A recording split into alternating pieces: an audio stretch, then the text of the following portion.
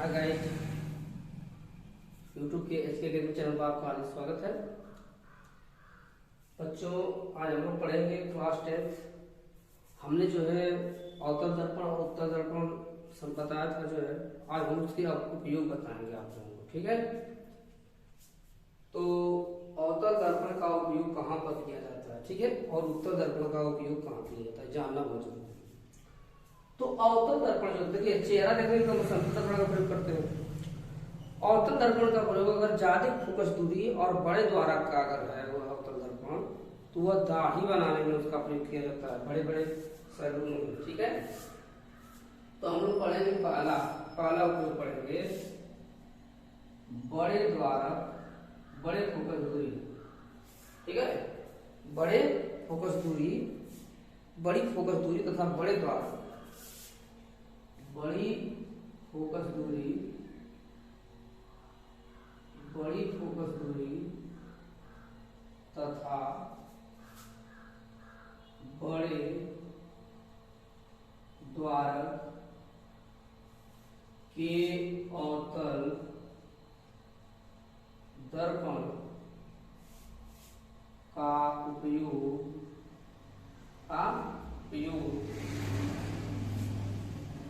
दाढ़ी सैलूनों में जो होते हैं, बड़े बड़े सैलून जो होते हैं बहुत बड़े बड़े, उसमें जो शीशे लगे रहते हैं बड़े बड़े, ठीक है ना, तो उपयोग दाढ़ी बनाने, दाढ़ी मतलब शेविंग, ठीक है, शेविंग, दाढ़ी बनाने में किया जाता है। आगे आता है और कम फोकस दूरी अर्थात छोटे द्वारक का जो अगर अवतल दर्पण है, ठीक है, छोटे द्वारक के अवतल दर्पण का प्रयोग है छोटे द्वारक तथा कम फोकस दूरी, छोटे द्वारक तथा कम फोकस दूरी वाले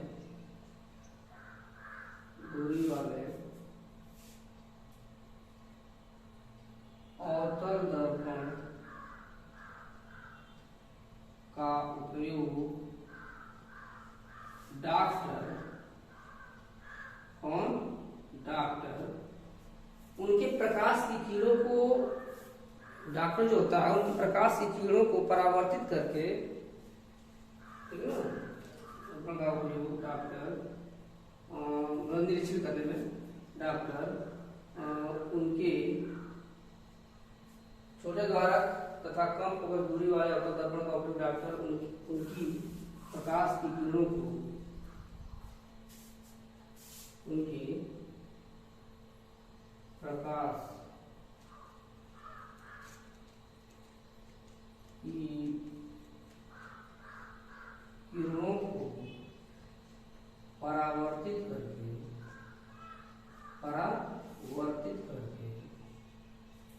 आँख, कान, ठीक है ना, आँख, कान, और हम क्या ले सकते हैं, दांत, गले का निरीक्षण करता है। क्या करता है? निरीक्षण करता है। ठीक है, यह जो है हमारा दूसरा उपयोग रहा। ठीक है, तीसरा उपयोग देखते हैं। तीसरा उपयोग जैसे इसमें आ जाएगा आपका, तीसरे उपयोग में आ जाएगा सौर भट्टियों के प्रकाश को केंद्रित करने के, ठीक है ना, बड़े अवतल दर्पण का उपयोग किया जाता है सौर भट्टियों में सूर्य के प्रकाश को केंद्रित करने के लिए। सौर भट्टियों में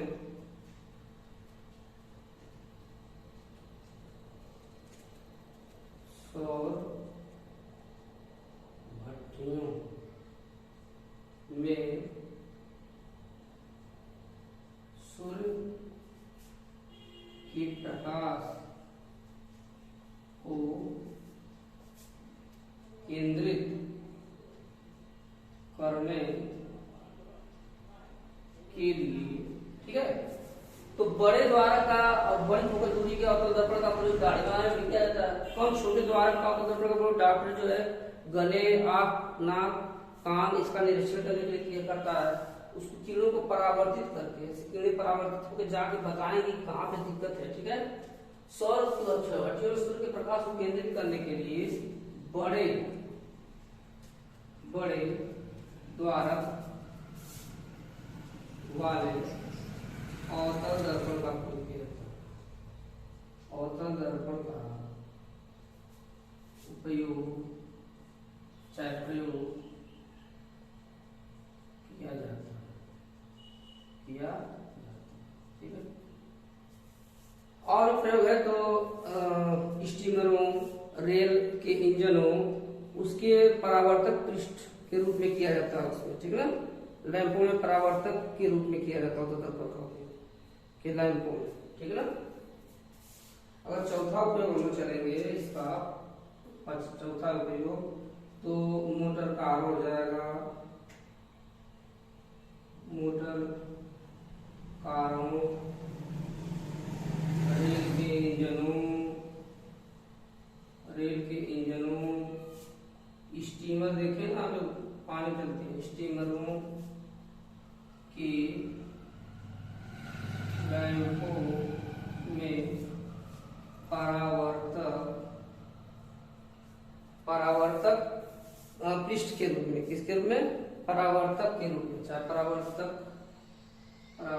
के रूप में, किस रूप में, परावर्तक के रूप में। ठीक है, करे मतलब जो इसमें लैंप लगे रहते हैं परावर्तित होंगे, उससे जो है प्रकाश जो है दूरी तक जाएगा। ठीक है, अब हम लोग चलते हैं अवतल दर्पण का उपयोग। क्या चलते हैं, अवतल दर्पण का उपयोग।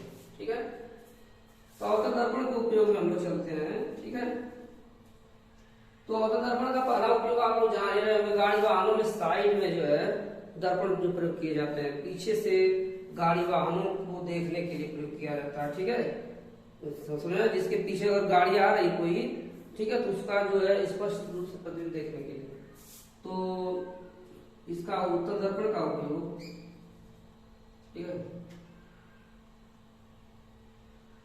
इसका उपयोग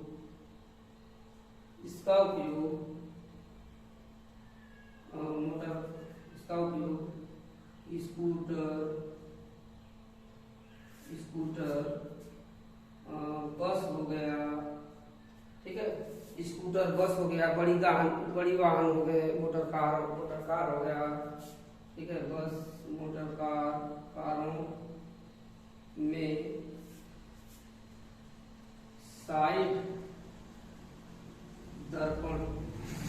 ठीक है, ड्राइवर गाड़ी चला रहा है, उसके बगल में साइड में शीशा लगता है ना, पीछे की गाड़ियां आती है उसको ऐसे करता है क्या कौन गाड़ी आ रही है स्पष्ट रूप से देखने के लिए। ठीक है, तो है ना, साइड दर्पण के रूप में, जिससे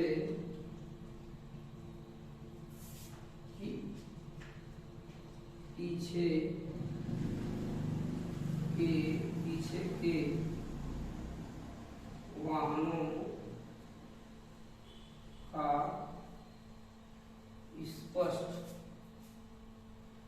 प्रतिबिंब क्या हो, दिखाई दिखाई।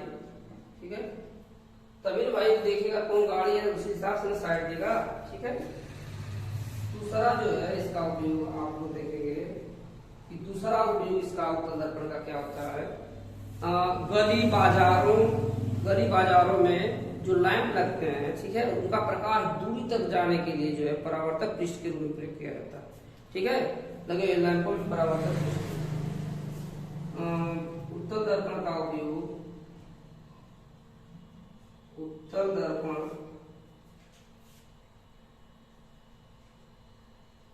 का उपयोग, और यह किस मतलब कि उत्तल दर्पण जो होता है, यह इसका आप लोग जान रहे हैं कि इसके जो उभरे हुए तल से प्रकाश का परावर्तन होता है। तो देखें आपको लाइट जो लगती है कैसी रहती है, उभरी हुई रहती है ना।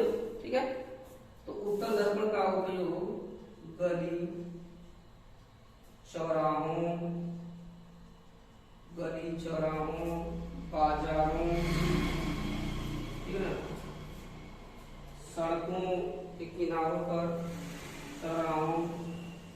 बाजारों में लगे लैंपों बाजारों में लगे हुए लैंपों में या लगे हुए लैंपों में परावर्तक पृष्ठ की, ठीक है। तो बच्चों यह जो है हम लोग उपयोग बता रहा है अवतल दर्पण का उपयोग, उत्तल दर्पण का उपयोग। अवतल दर्पण हमने आप लोगों को बताया था कि ये गोली दर्पण के खंड पर पारस की प्रकाश की जाए उसकी दबे उत्तल से प्रकाश का परावर्तन होता है, अवतल दर्पण होता है। और उत्तल दर्पण में बताया था कि उसके उभरे हुए उत्तल से प्रकाश का परावर्तन होता है। यदि गोली खंड पर पारस की प्रकाश की जाए और उत्तल दर्पण का हमने प्रयोग बताया दिया आप लोगों को। ये बड़े द्वारा बड़े फोकस दूरी का दाढ़ी बनाने के बाद काम आता है। छोटे कण द्वारा का उपयोग डॉक्टर जो उसकी किरणों को परावर्तित करके देखता है कि कहाँ पर दांत में, चाहे कान में कहाँ पर दिक्कत है, प्रॉब्लम, गले में कहाँ प्रॉब्लम है। सौर भट्टियों में सूर्य की प्रकाश की किरणों को एकत्रित करने के लिए उपयोग किया जाता है। मोटर कारों, रेल इंजनों, स्टीमरों और लैंपों में परावर्तक के रूप में किया जाता है, ठीक है, जिसका प्रकाश जो है परावर्तित दूर तक जाए, ठीक है। और उत्तल दर्पण का प्रयोग हमने बताया था साइड में दर्पण के रूप में किया जाता है। और उसका प्रयोग जो है गली चौराहों, बाजारों, लैंपों में जो लैंप लगे रहते हैं उसकी परावर्तक पृष्ठ के रूप में फोकस ज्यादा दे, ठीक है, इसके लिए प्रयोग किया जाता है, ठीक है। देखते हैं आप लोग लैंप जो उभरे हुए होते हैं तो उभरा हुआ भाग जाता है, ठीक है। अब हम नेक्स्ट वीडियो में चलेंगे अगले टॉपिक के साथ, ठीक है। धन्यवाद।